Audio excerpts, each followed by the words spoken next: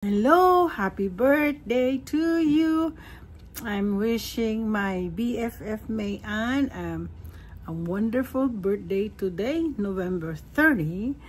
Imagine, araw-araw since November 1st hanggang ngayon binabati ka namin na happy birthday.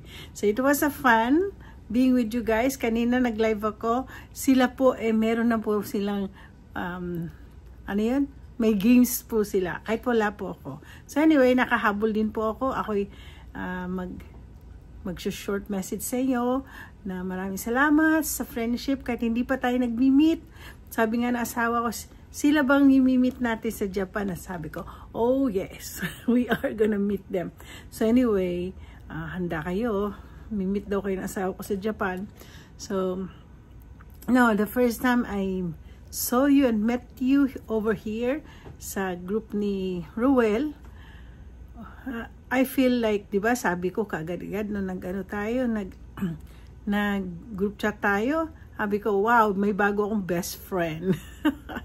Yeah, I like your guts. I love your frankness. And I love your being a true friend, lalo na kay Ruel.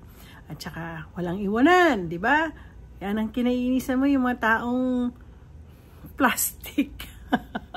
So anyway, so pareho tayo, kaya kita BFF. So anyway, may I pray that God will continue to bless you, that God will always take care of your health, and that you will be happy forever. Okay, happy birthday. Papakita ko sa message na to ang ating ginawa kanina. Salamat!